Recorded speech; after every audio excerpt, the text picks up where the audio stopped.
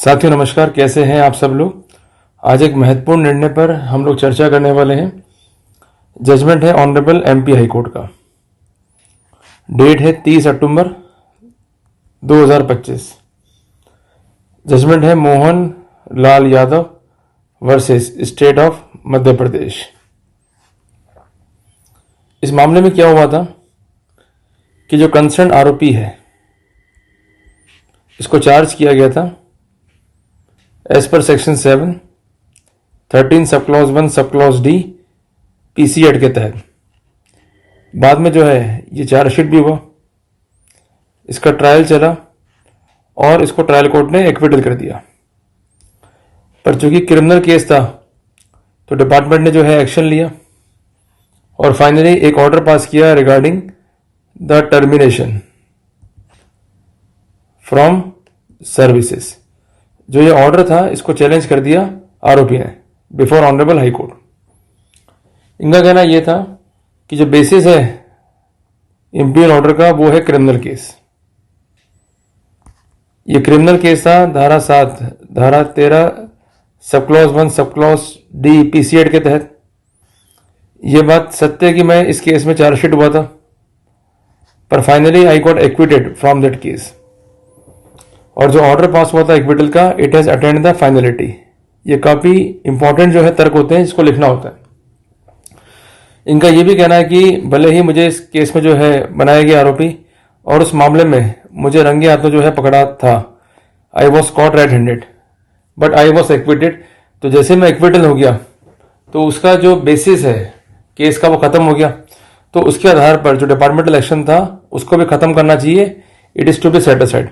तो कोर्ट ने सारी स्थितियों को देखा, परिस्थितियों को देखा और फाइनली जो ये इंपीरियल ऑर्डर था इसको सेट असाइड करने के ऑर्डर कर दिए। अब जो ये जजमेंट है हमें समझाता है 5 महत्वपूर्ण बातें।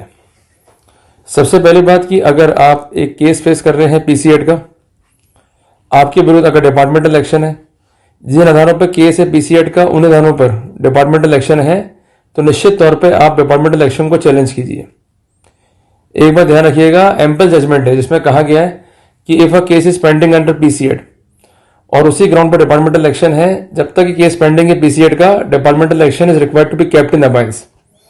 जजमेंट है देवेंद्र मेहता बनाम state of Rajasthan. Judgment pass किया था राजस्थान हाईकोर्ट ने। क्लियर है, ये हो गया पहला पॉइंट। दूसरी बात यह कि जो कंसर्न अथॉरिटी है उसके समक्ष जो है आपको देना पड़ेगा इस संबंध में मेमोरेंडम, जिसको हम कहते हैं सबमिशंस एज वेल। अगर वो आपके पॉइंट कंसीडर नहीं करते हैं, you may go to high court और कैट।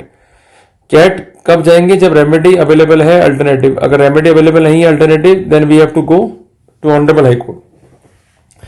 तीसरी बात यह कि अगर हम लोगों ने ये प्रयास भी नहीं किए, फाइनली वी गॉट टर्मिनेटेड, तो आफ्टर टर्मिनेशन अगर आपने अपना मेमोरेंडम दिया है डिपार्टमेंट को और वो कंसीडर नहीं किया है डिपार्टमेंट ने, then for seeking remedy we may go to honourable court with a prayer की जो टर्मिनेशन है इसको खत्म किया जाए, क्योंकि जो बेस है वो भी खत्म हो चुका है।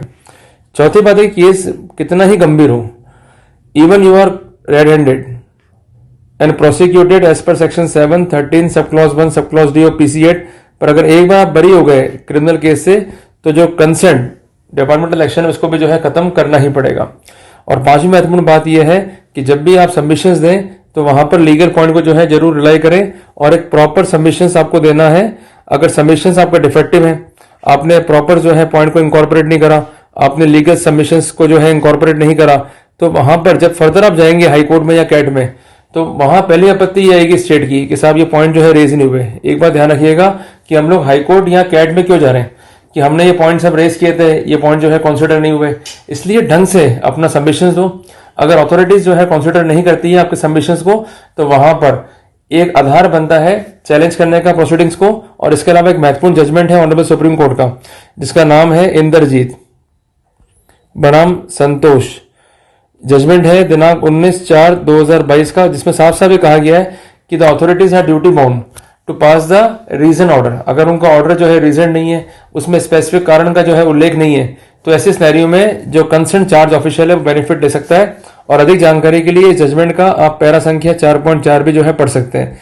इसमें डिटेल में इस बारे में जो है सबमिशंस जो है लिखे गए हैं। तो कुल मिलाकर के अगर ऑर्डर जो है कंसिडर नहीं हो रहा है। तो कुल मिलाकर के अगर ऑर्डर जो है प्रॉपर नहीं है on the factual score, on the legal score, तो उसको प्रॉपरली जो है चैलेंज कर सकते हैं और जो जजमेंट मैंने आपको बताया है उसकी लाइट में रिलीफ जो है आप प्राप्त कर सकते हैं। जल्दी मिलेंगे एक नए टॉपिक के साथ। टिल देन, जय हिंद।